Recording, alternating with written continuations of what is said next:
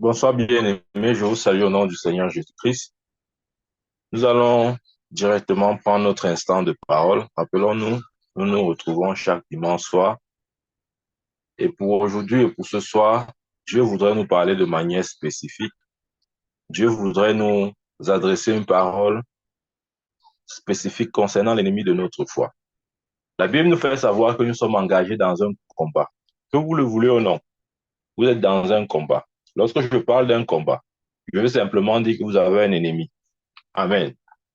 Nous avons un ennemi. Ne vivons pas comme si la vie était neutre. Non, la vie n'est pas neutre. Que vous le vouliez ou non, vous avez un ennemi. Encore plus si vous êtes enfant de Dieu. Amen. Jésus en parlait lorsqu'il présentait Satan comme étant l'ennemi de notre foi. Amen. Donc, pour ce soir, nous allons voir comment maintenir Satan sous contrôle. Je reprends le thème de ce soir, c'est comment maintenir Satan sous contrôle. C'est vrai, les Écritures nous disent qu'il a tout mis sous ses pieds et il a donné pour chef suprême, il a donné à Jésus-Christ pour chef suprême pour l'Église. Amen. Mais la vérité, c'est que, c'est vrai, Jésus est le chef de l'Église. Il est la tête, nous sommes le corps. Mais la vérité, c'est que, aussi longtemps que nous ne prenons pas notre place en Christ Jésus, ou encore aussi longtemps que nous ne savons pas comment traiter avec l'ennemi, nous aurons toujours l'impression que malgré le fait que l'ennemi soit sous nos pieds, que des fois, il triomphe de nous. Et ça, c'est pas normal. Satan n'est pas censé triompher de nous. Non, non, c'est pas normal. Parce que la Bible dit dans Colossiens, il a dépouillé les autorités, les dominations, les a livrées publiquement en triomphant d'elles par la croix. Dans la croix, Jésus a désarmé littéralement toute la puissance de l'ennemi. Lorsqu'il est descendu en enfer, après ces 3 jours, Dieu l'a ressuscité en prenant la clé de la mort et du séjour des morts. Amen. Donc, Satan a été vaincu sur les deux fronts. Il a été vaincu à la croix, il a été vaincu encore en enfer. De sorte que la vie, le pouvoir de la vie, ou si vous voulez, la clé de la mort, a été récupérée. Donc, Satan n'a plus le pouvoir de mort sur quiconque est né de Dieu. Amen. Et ça, c'est important de comprendre. Notre victoire a été littéralement consommée.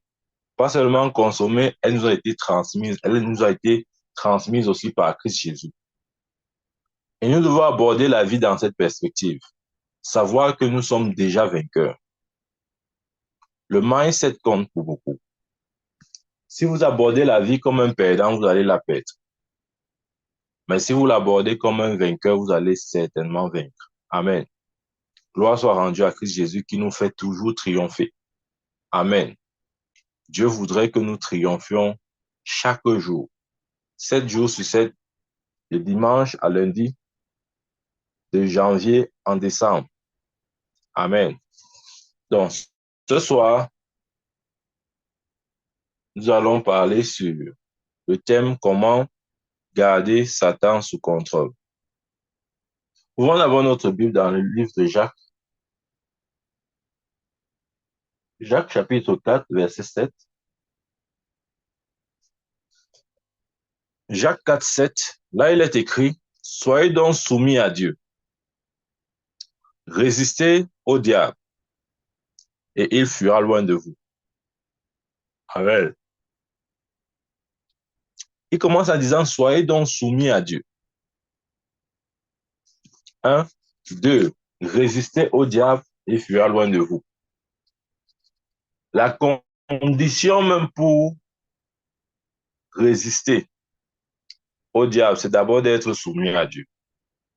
Personne ne peut résister au diable s'il n'est pas soumis à Dieu. Lorsque je parle de la soumission à Dieu, je parle de la pratique ou de l'obéissance à la parole de Dieu. Tu ne peux pas marcher dans la désobéissance consciente de la parole de Dieu et en même temps vouloir, vouloir ou essayer de résister au diable. Ça ne marchera pas.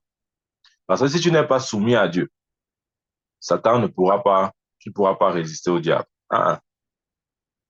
J'espère qu'on comprend cette relation-là. Si tu n'es pas soumis à Dieu, tu ne pourras pas résister au diable. Être soumis à Dieu, c'est accepter sa parole, recevoir sa parole et vivre à la lumière de sa parole. Donc, un chrétien qui marche dans une désobéissance consciente de la parole de Dieu, il ne pourra jamais résister au diable. C'est pas possible, ça n'existe pas, ça n'existera jamais. Donc, la première condition pour garder Satan sous contrôle, c'est d'être soumis à Dieu. J'ai expliqué, être soumis à Dieu, c'est garder l'ennemi, c'est garder la parole de Dieu. Rappelez-vous, Jésus avait dit, si vous m'aimez, gardez mes commandements. Ça, c'est la première condition. Amen. Il dit donc, je relis, soyez donc soumis à Dieu, résistez au diable, tenez ferme contre lui, et il fuira loin de vous. Amen. Tout le monde aimerait voir Satan fuir, mais il ne fuira pas jusqu'à ce que vous lui résistiez. Amen. Qu'est-ce que signifie résister au diable? Ouais, d'abord, on a parlé d'être soumis à Dieu. On a dit être soumis à Dieu, c'est être soumis à sa parole, parce qu'au commencement était la parole était avec Dieu, la parole était Dieu. Maintenant, en deuxième point, il dit résister au diable, et il fuira loin de vous. Amen. Le diable, le diable existe. Il y a certains chrétiens qui ne croient pas trop en ça. Je ne sais pas pourquoi. C'est-à-dire, quand on dit qu'ils ne croient pas trop en ça, c'est-à-dire que ils vivent une vie sans but. Ils vivent comme si, OK, je suis venu sur Terre, après je vais repartir. Non. Ils vivent comme si il n'y a pas d'ennemi, il n'y a pas d'opposition. Et comme on dit souvent, on prend la vie telle que ça vient. Non, non, non. C'est naïf de croire à ces choses-là. Que ce qui vient, vient. En tout cas, ce qui a écrit, ce qui a été écrit, a écrit. Si c'est pour moi, c'est pour moi. Si c'est pas pour moi, c'est pas pour moi. Alors, les choses comme ça, là. C'est pas pourquoi on aime parler de cette façon. Non. On a un ennemi qui combat notre foi, un ennemi qui combat nos bénédictions. On doit en être conscient. Amen. Satan est présenté comme l'ennemi de notre foi. Il est présenté comme le destructeur. Dans Jean 10, là-bas, il dit l'ennemi ne vient que pour tuer, égorger et détruire. Amen. C'est ce que la Bible dit. C'est Satan. Il vient pour tuer, égorger et détruire. Ce sont ses missions. Il vient soit pour tuer, s'il ne tue pas, il égorge. S'il n'égorge pas, il détruit. Amen. Et pas seulement ça. Donc, nous sommes dans un conflit avec un ennemi. On doit être conscient de cette vérité. Et Jésus l'appelle dans Jean 8, 44 un meurtrier. La Bible dit qu'il a été meurtrier dès le commencement et que la vérité ne se tient pas et qu'il ne se tient pas dans la vérité parce qu'il n'y a pas de vérité en lui. Amen. Il profère le mensonge, il parle de son propre fond car il est menteur et père du mensonge. C'est ce que Satan est. Ne croyez pas que Satan est votre ami. Non. Tous ceux qui ont essayé de faire ami avec Satan, ils ont toujours regretté parce qu'il vient pour tuer, égorger et détruire. Satan n'a pas d'amis. Même si vous êtes le bras droit de Satan, vous n'êtes pas son ami. Le jour où vous allez faillir à votre mission, il va soit vous tuer, soit vous égorger, soit vous détruire. C'est un tueur. Amen. Mais gloire soit rendue à Dieu, nous avons la victoire sur ce tueur. Et mieux encore, Dieu nous a donné des armes. Dieu nous a dit comment le maintenir sous nos pieds. Et ce soir, nous allons voir comment le maintenir sous nos pieds pour que notre victoire soit parfaite, soit totale et soit complète. Amen. Donc, nous disions, la première clé, c'est d'être soumis à Dieu. Soumis à Dieu, c'est demeurer dans sa parole. Celui qui m'aime garde mes paroles, Jésus a dit. Soumis à Dieu, c'est demeurer dans sa parole. Écoutez-moi bien, si vous ne demeurez pas dans la parole de Dieu, vous n'êtes pas soumis à Dieu. Et si vous n'êtes pas soumis à Dieu, vous ne pourrez pas résister au diable. Point final. Deuxième clé pour garder Satan sous contrôle, c'est de lui résister. Amen. C'est vrai. Il dit, résistez au diable, il fuira loin de vous. Ça veut dire quoi, résister au diable? Ouvrons notre Bible dans 1 Pierre.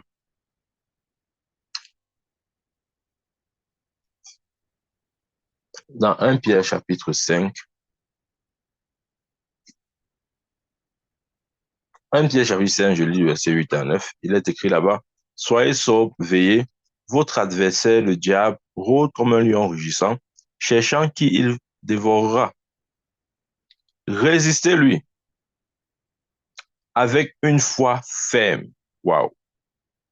Voyez le verset 9. Résistez-lui avec une foi ferme. Comment résister au diable? Avec une foi ferme. Amen. Comment résister au diable? Avec une foi ferme. Ça veut dire quoi avec une foi ferme? Avec une foi ferme signifie simplement proclamer ou affirmer constamment la parole de Dieu à chaque occasion qu'il vient vers vous. À chaque fois qu'il vient vers vous. Amen. Rappelons-nous qu'Éphésiens 6 présente la parole de Dieu comme l'épée de l'esprit. Personne ne part en guerre sans son épée. Tu dois avoir ton épée. Amen. Tu dois avoir ton épée. Ça, la Bible dit, résistez-lui avec une foi ferme. Amen. Résistez-lui avec une foi ferme. Ça veut dire affirmer constamment la parole de Dieu chaque fois qu'il vient vers vous. Deuxième clé, comment garder Satan sous contrôle? En affirmant constamment la parole de Dieu chaque fois qu'il vient vers vous. Je vous dis comment Satan viendra vers vous. Satan est rusé. Et sachez que votre pensée est le champ de bataille de Satan. Croyez-moi, il n'y a pas un domaine dans lequel il vous attaque plus que dans vos pensées. Et si vous êtes honnête, vous ne pouvez pas contredire.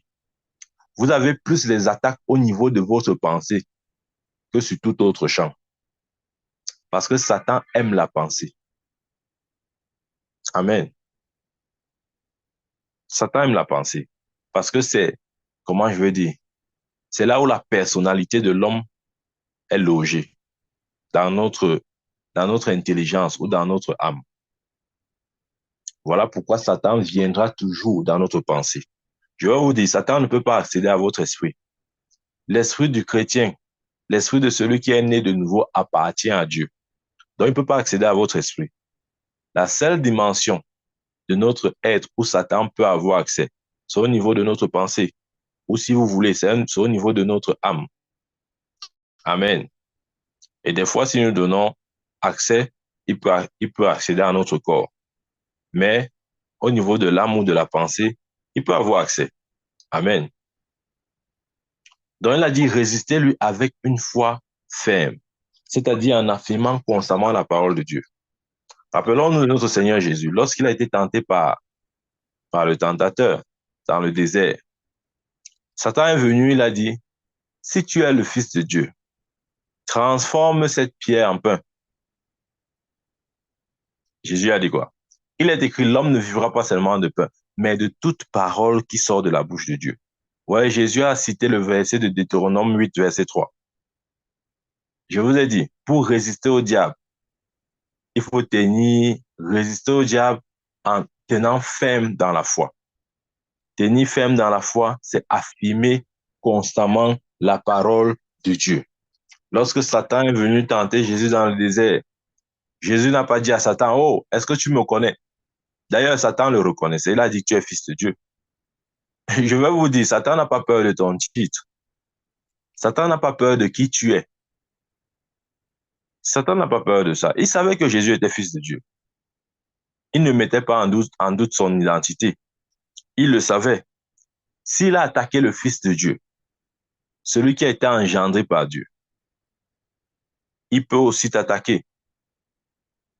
Mais gloire soit rendue à Dieu, il ne triomphera jamais. Si bien sûr, tu utilises les armes que l'Éternel t'a données, c'est-à-dire l'épée de l'Esprit qui est la parole de Dieu. Il a dit, si tu es le Fils de Dieu, transforme ces pierres en pain. Jésus a dit, non, il est écrit, l'homme ne vivra pas seulement de pain, mais de toute parole qui sort de la bouche de Dieu. Après, Satan revient une deuxième fois.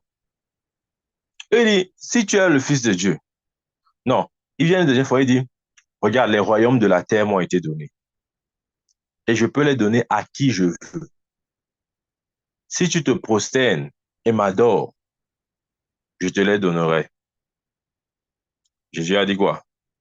Tu n'adoreras que l'Éternel ton Dieu. Une fois de plus, il cite l'Écriture, parce que l'adoration ne revient qu'à Dieu. Appelons-nous les 10 commandements. Je suis l'Éternel ton Dieu. Tu n'auras point d'autre Dieu devant ma face. Donc, Jésus était quelqu'un rempli des Écritures. Il savait chaque fois l'Écriture qui correspondait à l'attaque de l'ennemi. Ouais, c'est pour ça qu'il faut connaître les Écritures. Si tu ne connais pas les Écritures, quand Satan va venir, tu vas seulement le regarder comme ça là, te défier. Tu vas le regarder te renverser. Tu ne pourras rien faire. Tu ne peux pas le combattre avec une autre arme que l'épée de l'esprit. Non, c'est pas possible.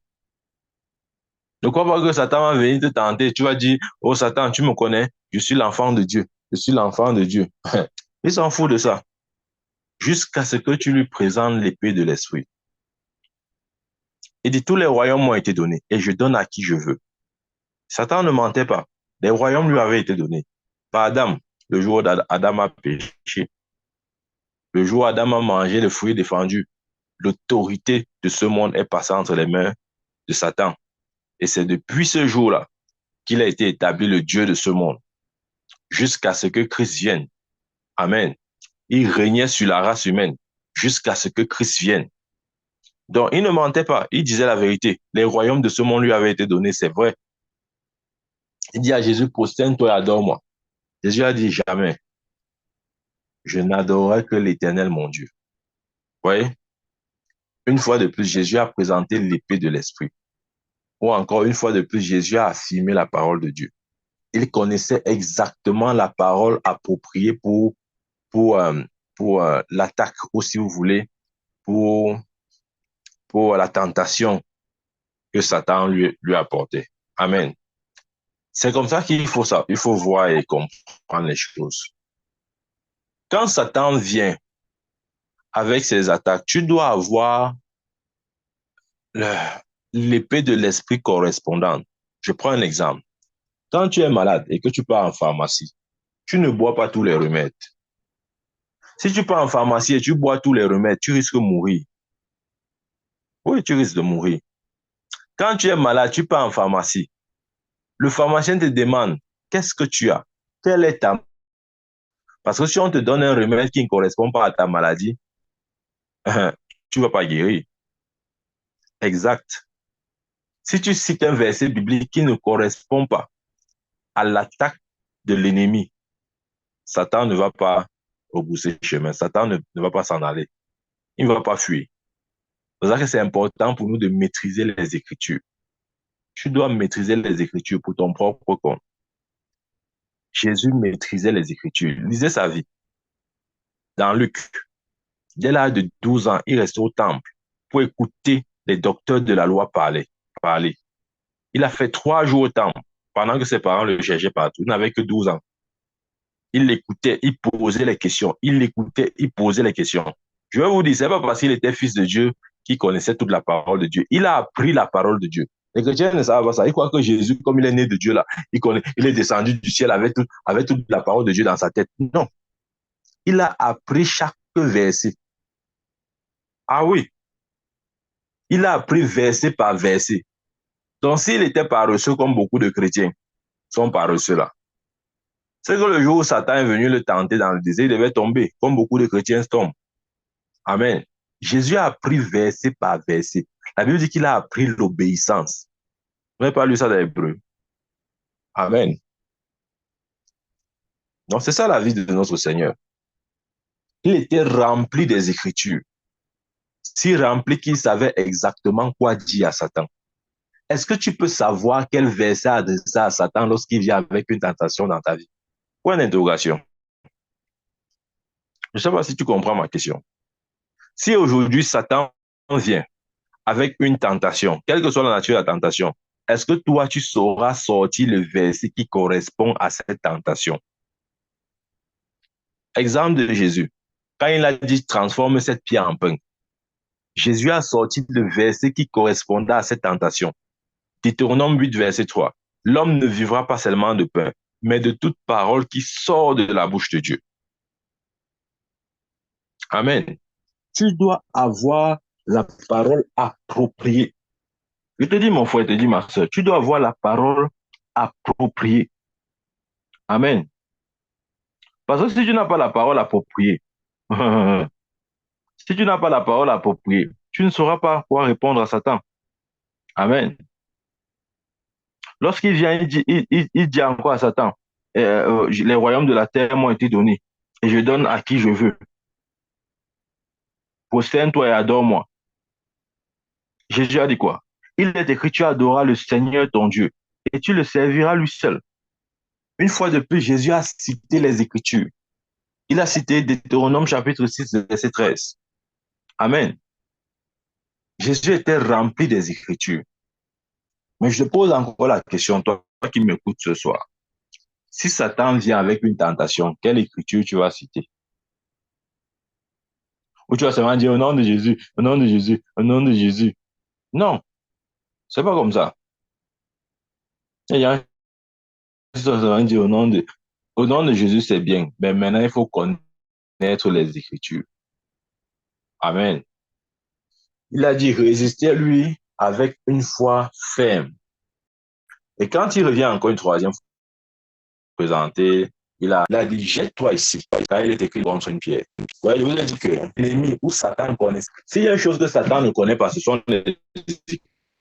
Vous ne croyez pas à un mensonge. Satan ne connaît pas les Écritures. Il ne peut pas les connaître. Parce que les ténèbres et la lumière ne se mélangent pas. Amen. Il ne peut pas les connaître. C'est bizarre, mais c'est vrai. Il ne connaît pas. Lisez votre Bible. Paul dit là-bas dans Corinthiens que si l'ennemi savait le plan, lorsqu'il vient, lorsqu'il vient vers Jésus pour la troisième fois, j'ai dit et je le répète, Satan ne connaît pas les Écritures. Les chrétiens croient que Satan connaît les Écritures, il ne connaît pas. La Bible dit, qui connaît les choses de l'homme si ce n'est l'esprit de l'homme? De même qui connaît les choses de Dieu si ce n'est l'esprit de Dieu. L'esprit de Dieu sonde tout, même les profondeurs de Dieu. Donc, pour connaître les choses de Dieu, il faut avoir l'esprit de Dieu. Parce que Satan n'a pas l'esprit de Dieu, il ne peut donc pas connaître les choses de Dieu. Le roi Paul dit que s'il connaissait la pensée de Dieu, il n'allait pas crucifier le Seigneur. Pourtant, la pensée de Dieu avait été révélée dans les Écritures. Vous voyez? Mais gloire soit rendue à Dieu. Nous avons la pensée de Christ. Paul le dit, il dit, vous avez la pensée de Christ. Parce que l'esprit de Christ habite en nous. Amen. La troisième tentation, Satan vient et il dit, voici, la Bible dit qu'il a placé Jésus sur le haut du temple. Et il dit, jette-toi ici-bas, car il est écrit, les anges te garderont, de peur que ton pied ne heurte une pierre. Une fois de plus, Satan a mal cité les Écritures. Je vous ai dit qu'il ne connaît pas les Écritures. En fait, c'est le Psaume 91, verset 11. Lisons ce que le Psaume l'a dit. Le Psaume l'a dit, car il ordonnera à ses anges de te garder dans toutes tes voies. Oui, lorsque Satan essayait de dire ce verset, puisqu'il ne connaît pas les Écritures, tes voix, le groupe de mots tes voix a été ôté. Et si tu enlèves ce groupe de mots tes voix, ça change complètement le sens de l'Écriture. Ce n'est plus ce que l'Écriture dit. Il dit ici là, car il ordonnera à ses anges de te garder dans toutes tes voies. Dans les voies de qui? Les voies de Dieu. Donc les anges sont engagés lorsqu'un homme suit les voies de Dieu. Or, est-ce que c'était les voies de Dieu pour Christ de se jeter à ce moment du haut du temple? Non. Donc si Christ le faisait parce qu'il n'était pas dans les voies de Dieu, il ne devait pas avoir l'assistance des anges. Et c'était exactement ce que Satan voulait. Vous voyez? L'écriture n'a pas été totalement dit. Il a dit, le verset 11 du Psaume 91, car il ordonnera à ses anges de te garder dans toutes tes voies. Vous voyez le groupe de mots là, tes voies. Lisez la tentation de Satan. Il vient dire seulement que il est écrit que tes anges se garderont. Non, c'est pas ce que la Bible dit. Amen. En fait, ce verset signifie que c'est lorsque l'homme est engagé dans les voies de Dieu qu'il a l'assistance du ministère angélique. Est-ce que c'était dans les voies de Dieu pour Christ de se jeter du haut du temple à ce moment? Non. Donc, si Christ le faisait, gloire soit rendue à Dieu, Jésus-Christ connaissait bien les Écritures. Bah, si c'était un chrétien comme ça aujourd'hui, il devait dire, ah, voilà, oui, c'est vrai, la Bible dit même ça. La Bible dit même ça. Allez, il saute. Après, il tombe, il meurt. On dit que Dieu a donné, Dieu a repris, que son nom soit glorifié. Alors que c'est parce que le chrétien ne connaissait pas les Écritures. Amen. Nous devons connaître les Écritures. Je vais vous dire ce que ça veut dire. Ça veut dire les réciter même à la limite, mot pour mot. J'aime beaucoup les musulmans, quoi qu'on dise. Nous, les chrétiens, on aime dire que, oh, ils sont pas dans la vérité, oh, ils sont dans les ténèbres, si vous voulez. Mais ils font des choses que nous ne faisons pas. Les musulmans récitent le Coran, mot pour mot. Je vous dis la vérité. Attrape un peu un chrétien là, tu dis que cite-moi un verset mot pour mot. Il ne peut pas. Il va seulement paraphraser. Il paraphrase tous les versets, tous les versets. Il n'arrive pas à citer même Jean 3,16. Tu dis à un chrétien, Jean 3,16 dit quoi? Et même ça, il ne va pas réussir à te restituer ça mot pour mot. Et c'est un problème. Parce qu'ici, là, la nuance était juste avec deux mots, tes voix. Imaginez-vous. Car il ordonnera à ses anges de garder dans toutes tes voies. Si en lisant la Bible, tu n'avais pas prêté attention à tes voix, tu dis seulement que oh, Satan a dit que les anges vont me garder, je me jette. Tu n'avais pas réalisé que la Bible a ajouté tes voix. Et c'est ça le problème des chrétiens. C'est que nous n'avons pas la parole exacte en nous. C'est pourquoi lorsque la Bible dit que quoi? Que Satan se transforme en ange de lumière. Vous n'avez jamais lu ça dans la Bible. C'est exactement ce qu'il a. Vous voyez que quand on dit que Satan se transforme en ange de lumière, ça veut dire quoi? Je vais vous dire ce que ça veut dire. Ça ne veut pas forcément dire que vous allez le voir là, sous la forme physique d'un ange là. Non, ce n'est pas ce que ça veut dire. Ou ce n'est pas seulement ce que ça veut dire. Ça veut dire, quand ils disent qu'il se transforme en ange de lumière, ça veut dire que il peut apparaître comme les Écritures, mais il n'est pas les Écritures. Il peut citer, il peut parler des Écritures. Tu crois qu'il a parlé des Écritures, mais il n'a pas parlé des Écritures. C'est ce que ça veut dire. Et c'est exactement ce qu'il a fait. Avec Jésus, puisqu'il a compris que Jésus était toujours en train de citer les Écritures, lui-même, il a commencé aussi à vouloir citer les Écritures. il dit, mon gars, il est écrit. Il commence sa tentation en disant, il est écrit. Les anges te garderont, gars. Jette-toi. Même les Écritures disent que les anges te garderont. Jette-toi, il y a quoi? Mais gloire soit rendue à Dieu. Jésus connaissait exactement les Écritures. Amen. Nous devons connaître exactement les Écritures. J'ai dit, vous allez bavarder, mais nos frères les musulmans font mieux que nous sur certaines choses. On doit copier. On doit leur copier.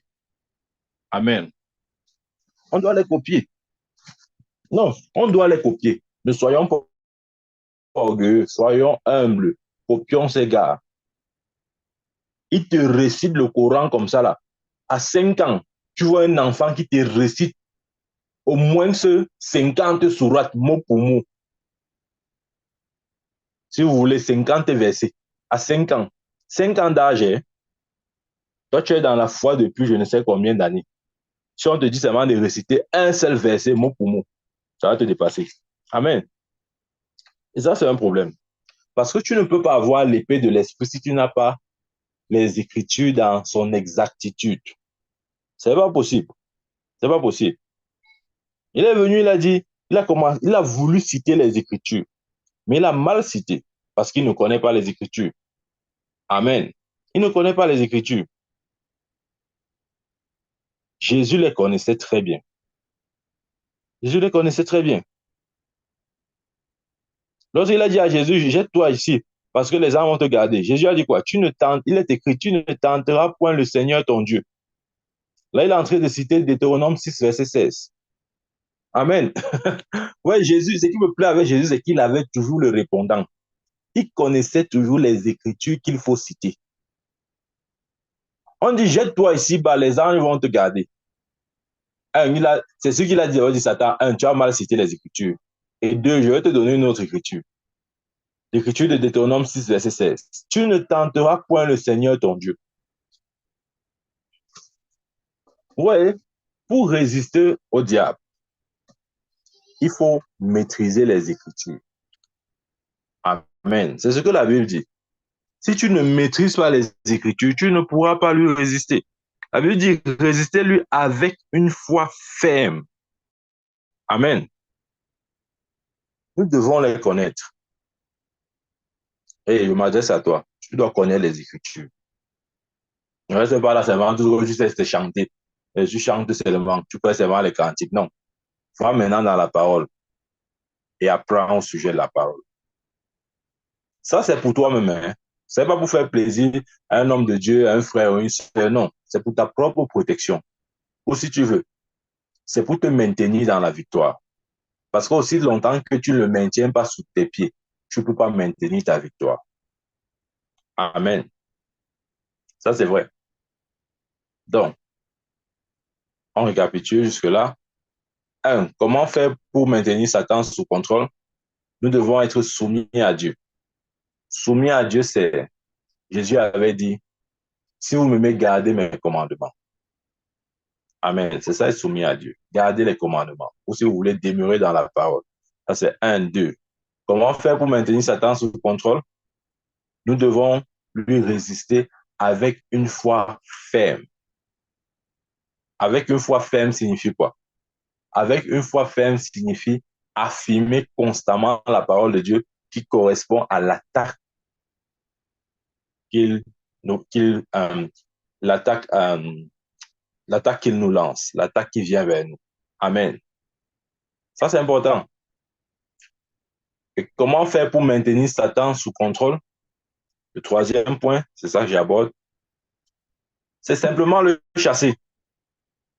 Oui, des fois, il faut juste le chasser. Oui, qu'est-ce que je veux dire? Des fois, il faut juste le chasser. C'est pourquoi Jésus avait dit dans Marc 16, 17, voici les signes qui accompagneront ceux qui auront cru. En mon nom, ils chasseront les démons. Parfois, pour maintenir Satan sous contrôle, il faut juste le chasser. Le chasser, c'est dire au nom de Jésus, va-t'en. Amen. Rappelons-nous cette femme possédée par l'esprit de Python, qui depuis des jours criait dans les oreilles de l'apôtre Paul. La Bible dit qu'un jour, Paul s'est fatigué de l'entendre. Il s'est retourné. Il a dit, oh, esprit de Python, va-t'en, sors de cette femme. Et l'esprit est parti. Oui. Des fois, il faut juste le chasser. Donc, nous devons être sensibles pour savoir comment est-ce que Dieu voudrait qu'on traite avec Satan chaque fois qu'il vient vers nous. OK? La condition préalable, c'est ce que j'ai expliqué là. Quand la Bible dit, soyez donc soumis à Dieu. Ça, c'est la condition. Ça, c'est la condition. Donc, si nous remplissons cette première condition, alors nous sommes éligibles, j'ai envie de dire comme ça là, pour le maintenir sous nos pieds. Parce qu'il y a des chrétiens qui, parce qu'ils ne sont pas soumis à Dieu, ils ne peuvent pas contrôler Satan. C'est-à-dire, ils ne peuvent pas le maintenir sous contrôle. Parce que d'abord, vis-à-vis de Dieu, ils ont des problèmes.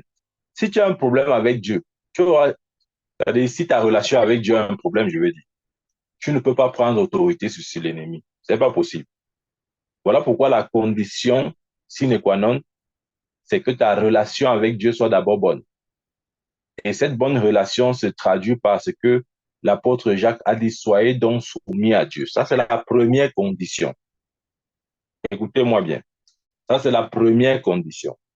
Si vous êtes soumis à Dieu, alors vous avez tous les droits et le pouvoir pour exercer votre autorité sur Satan. Rappelons-nous,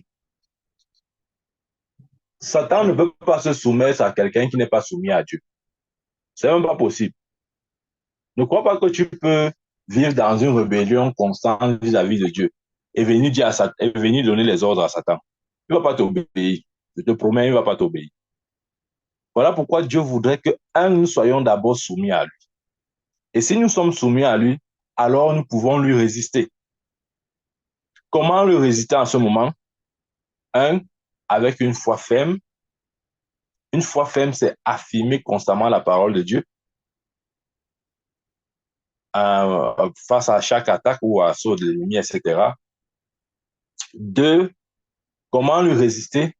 C'est simplement le chasser. Voici les miracles qui accompagneront ceux qui ont cru en mon nom. Ils chasseront les démons. Je vous ai parlé de la femme possédée par l'esprit de Python. Paul n'a pas récité un verset biblique. Il ne s'est pas mis à réciter, oh, Jean 3, 16 dit ceci. Non, il n'a cité aucun verset biblique. Il a juste dit, oh, toi, esprit de Python, au nom de Jésus-Christ, va-t'en. L'esprit a libéré la femme. Amen. Donc, c'est important pour nous de comprendre ça. Parce que la vérité est la suivante. Dans Luc 19, voici, je vous ai donné le pouvoir de marcher sur les serpents, sur les scorpions, sur toute la puissance de l'ennemi, et rien ne pourra vous nuire. Amen. C'est la volonté de Dieu que nous maintenons Satan sous contrôle. Je vais vous dire, Dieu ne viendra jamais mettre Satan sous contrôle, sous votre contrôle. Non. Ne croyez pas. Il y a les chrétiens naïfs sur ce point. Ils sont là en train de dire, oh Dieu, regarde comment Satan fait. Pardon, viens, viens, lève-toi, Seigneur. Tu perds ton temps. Oh, je peux te rassurer que tu perds ton temps. Et il y a une chose que, regardez, je vais vous dire. Il y a deux types de prières que Dieu n'exauce pas. Écoutez bien ceci. Il y a deux types de prières que Dieu n'exauce pas. Et vous devez apprendre ça maintenant. Sinon, vous allez à vous embrouiller, vous allez en vouloir à Dieu, en vouloir aux hommes de Dieu, en vouloir à tout le monde, etc. Pour rien du tout. Il y a deux types de prières que Dieu n'écoute pas. Lorsque tu demandes à Dieu de faire ce qu'il a déjà fait, n'écoute pas ça. Dans les chrétiens qui disent, oh Seigneur, viens me délivrer du malin. Ah, voilà, je sais notre problème. On va citer la prière de notre Père. Oh, délivre-nous du mal, car c'est à toi qu'appartient le règne, la force, la puissance au siècle des siècles. Maintenant, tu vois les chrétiens religieux. Oh Seigneur, tu as dit dans ta parole que tu nous délivreras du mal, car c'est à toi qu'appartient pour les siècles des siècles le règne, la force, la puissance. Vraiment, sortons de ces choses. Jésus a donné la prière de notre Père. Et cette prière, j'ai déjà enseigné cette prière-là. Cette prière n'est plus valable pour l'Église. Nous ne pouvons pas demander à Jésus de nous délivrer du mal. Il le disait à ce moment, il avait raison de le dire. Pourquoi il avait raison de le dire? Parce qu'à ce moment, il n'était pas encore allé à la croix. Il n'était pas encore allé en enfer prendre la clé de la mort et du séjour des morts. Donc, chaque fois que Satan oppressait quelqu'un, il était obligé d'intervenir. Mais du moment où il est allé à la croix, il est descendu en enfer, il est ressuscité et il nous a donné son autorité, son pouvoir. Il ne viendra plus nous délivrer du mal. Si tu crois en ces choses-là, tu es naïf. Tu es naïf. Tu vas dire non, non, non, c'est la prière de notre Père, non? Notre Père qui est aux cieux, que ton nom soit sanctifié, que ton règne vienne, que ta volonté soit faite sur la terre comme au ciel. Délivre du mal. Ça, c'est la récitation. Il a dit, Jésus ne viendra jamais nous délivrer du mal. Parce qu'il nous a donné l'autorité. Il a dit, voici, je vous ai donné le pouvoir de marcher.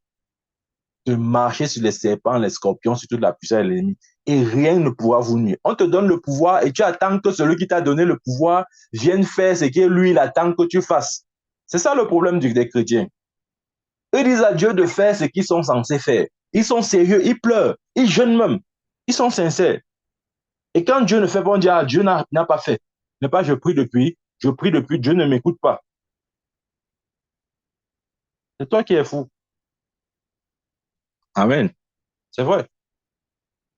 Dieu ne viendra, écoute-moi, si tu veux doute ce que je suis en train de te dire, mais continue avec tes prières là, tu vas voir qu'avec le temps, ça ne porte pas de fruit. Dieu ne viendra jamais te délivrer du mal. L'autorité, je vais vous donner un témoignage. Ça, c'est le témoignage de Papa Kenneth Hagin. Écoutez bien ce témoignage. Papa Kenneth Hagin, paix à son âme, il est auprès du Seigneur. Il est retourné au Seigneur en 2003. Il dit qu'un jour, hey, c'est un papa, il opère à 8 reprises les visitations du Seigneur Jésus lui-même, en chair et en os. Tu vois, Jésus que tu pries à chaque jour, que tu n'as jamais vu. Le Père avait vu Jésus 8 fois physiquement. Jésus était descendu le rendre visite physiquement 8 fois. Toi, tu es là, tu pries seulement Jésus, tu ne l'as jamais vu. Parle de quelqu'un qui a vu Jésus 8 fois physiquement. Donc, il dit qu'un jour, pendant qu'il a eu une vision du Seigneur, le Seigneur était en train de lui parler. Le Seigneur était en train de lui donner des instructions, des orientations. Et pendant il était en train de causer avec Jésus, il dit qu'un démon est venu entre eux. C'est-à-dire, il s'est tenu, quoi, il faisait écran entre lui et le Seigneur. Il était en train de faire les grimaces. En fait, il perturbait la communication. Il faisait les grimaces, il faisait les choses un peu des singes, les choses comme ça, pour distraire. Et pendant que le démon là, était en train de faire ces choses, Jésus était toujours en train de parler. Jésus a littéralement ignoré le démon. Il n'a rien fait. Il continuait de parler. À un moment donné, Papa Kenneth Hagin ne comprenait plus ce que Jésus lui disait. Et dans sa conscience, il se disait que Jésus devait chasser le démon là. Et Jésus n'avait même pas l'intention de le chasser. Écoutez bien ce que je dis. Hein. C'est un témoignage qui a été rendu par Papa Kenneth Hagin lui-même. Jésus n'avait même pas l'intention de chasser le démon là. Après être fatigué, parce qu'en fait, il s'est un peu lassé, fatigué de ce démon, c'est là où Kenneth Hagin a pris son autorité du chrétien. Il a chassé, il a ordonné au démon de partir. Le démon est parti. Jésus ne s'est pas arrêté de parler. Et à la fin de leur conversation, Papa Kenneth Hagin demande au Seigneur Jésus, mais Seigneur, est-ce que tu n'as pas vu ce démon qui est venu entre toi et moi pour nous distraire? Jésus a dit, je l'ai très bien vu. Et Papa Kenneth Hagin lui dit, mais pourquoi tu ne l'as pas chassé? Vous savez la réponse de Jésus? Jésus a dit à Kenneth Hagin, je ne pouvais pas le chasser. C'est bizarre ça, mais c'est vrai. Jésus dit que je ne pouvais pas le chasser. Je vais vous dire ce que ça veut dire. Ça veut dire que Jésus n'avait pas l'autorité pour chasser le démon là. Vous allez me dire, mais comment Jésus n'a pas l'autorité pour chasser le démon? Parce qu'il nous a donné l'autorité sur les démons. L'autorité sur les démons n'appartient plus au Seigneur Jésus.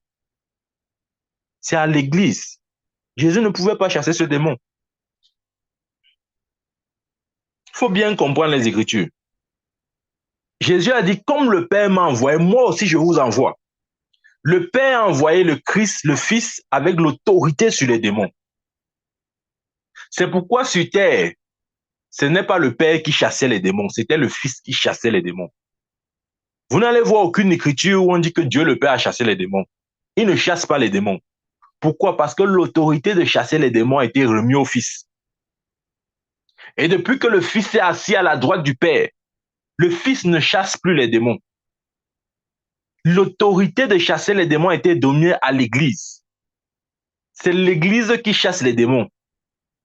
Jésus ne chasse aucun démon. Quand il dit comme ça, la théologie de certains va s'arrêter ici là. Lisez votre Bible. Il dit, en mon nom, ils chasseront les démons. C'est nous qui chassons au nom de Jésus. Ce n'est pas Jésus qui chasse. Jésus n'a pas autorité pour chasser les démons. Il nous a donné cette autorité. C'est nous qui l'utilisons. Voilà pourquoi il t'a dit que si tu ramasses les versets bibliques en désordre, tu vas t'embrouiller. Maintenant, tu veux prier à la prière de notre Père. Oh Seigneur, délivre-nous du mal, car c'est à toi qu'appartient la puissance, le règne, la force. Laisse ça. C'est pas comme ça. Tu vas prier ça 1000 ans, il ne va pas te délivrer du mal. Parce que c'est toi qui dois marcher sur les serpents, les scorpions, sur toute la puissance de l'ennemi. C'est comme ça. Hein? Si on vous a prêché un autre évangile, on vous a trompé. Amen. L'autorité a été remise à l'Église. Amen. Ne l'oublions pas. N'oublions pas ce que je viens de dire là. Donc, je me résume avant de clôturer.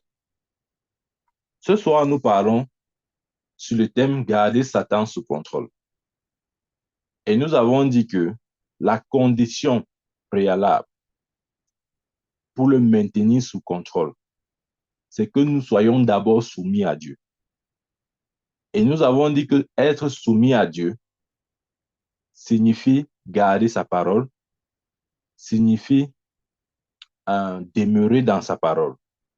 C'est ça, être soumis à Dieu. Être soumis à Dieu signifie pratiquer sa parole. Vous savez ce que Jésus a dit?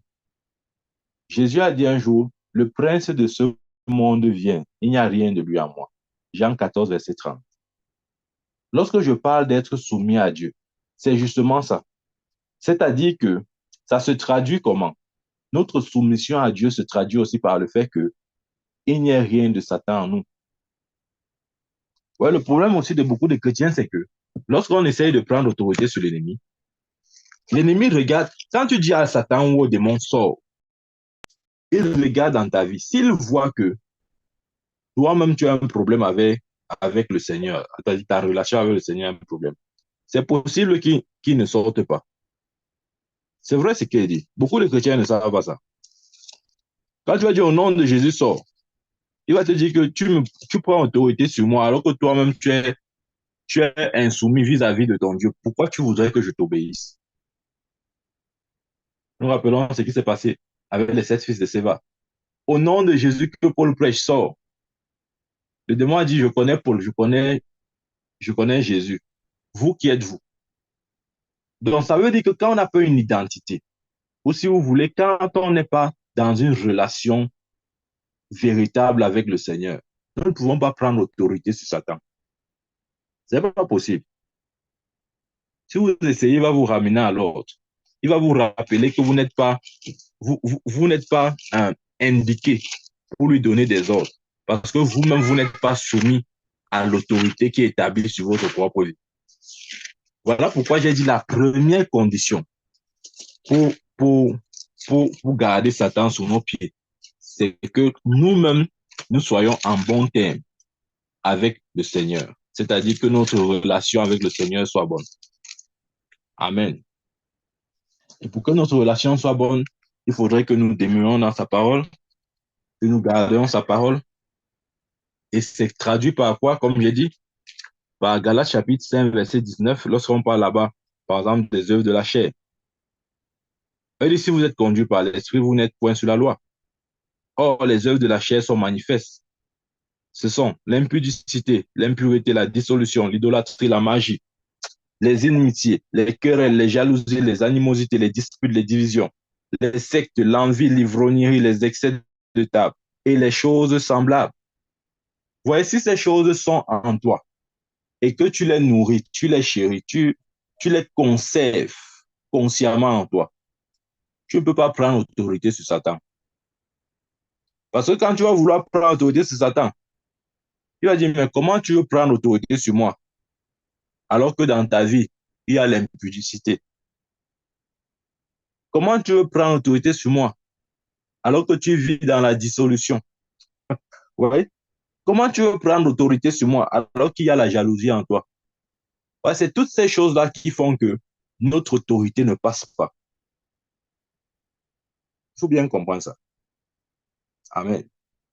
C'est pourquoi il est important de procéder à ce que l'apôtre Paul a appelé le renouvellement de l'intelligence. Pour que justement toutes ces choses que nous avons héritées du vieil homme puissent littéralement disparaître en nous. Amen. Pour que justement, comme Jésus, nous puissions dire, le prince de ce monde vient, mais il n'y a rien de lui en moi. Donc la première condition, ou la condition préalable, c'est être soumis à Dieu. Maintenant, si nous sommes soumis à Dieu, ça veut dire que nous sommes qualifiés, mandatés. Nous avons l'autorité légale sur l'ennemi. En d'autres termes, nous pouvons affirmer la parole de Dieu. Nous pouvons la proclamer, la confesser chaque fois qu'il vient. Et elle marchera. Parce que nous sommes soumis à Dieu. Donc l'épée de l'esprit dans notre bouche va sortir pour trancher. Et dit la parole de Dieu est plus tranchante qu'une épée à double tranchant. Amen. Ça, c'est la première chose que nous pouvons faire. C'est-à-dire résister lui avec une foi ferme, Deuxième chose, comment le maintenir sous contrôle? Simplement en le chassant. Paul a chassé cet esprit de divination qui a habité cette femme. Cet esprit avait déjà fait qui fatiguait l'apôtre. Un jour, il s'est retourné. Il a dit, oh toi, esprit de divination, sort de cette femme. Et l'esprit est sorti. Amen. Allons maintenir notre victoire en Christ Jésus. Que nous puissions marcher dans la vie qui nous a été donnée. Que nous puissions garder toujours Satan sur nous empêcher d'arriver où le Seigneur nous attend. Lèvons-nous et prenons notre place. Parce que Dieu a payé le prix. Tout a été accompli. Dieu a fait ce qu'il fallait pour que nous marchions dans la victoire. Il a dit tout ce qui est né de Dieu triomphe du monde. Et la victoire qui triomphe du monde, c'est notre foi. Lèvons notre foi comme un standard. Lèvons notre foi. Et marchons. Il a dit, mon juste vivra par la foi. S'il se détourne, mon âme ne prendra point plaisir à lui. Que notre foi soit toujours la chose qui nous donne la victoire. Et restons soumis à Dieu. Et chassons le diable. Amen. Ce sont les choses que le Seigneur voudrait que nous apprenions à faire. Chaque jour, nous devons apprendre à les faire chaque jour. Parce que Satan viendra chaque jour. S'il n'y a pas un jour, il ne viendra pas. Satan nous tente tous les jours. Voilà pourquoi nous devons lutter, lui résister tous les jours avec une foi ferme et en le chassant aussi. Amen. Que Dieu nous bénisse, que Dieu bénisse sa parole. Amen.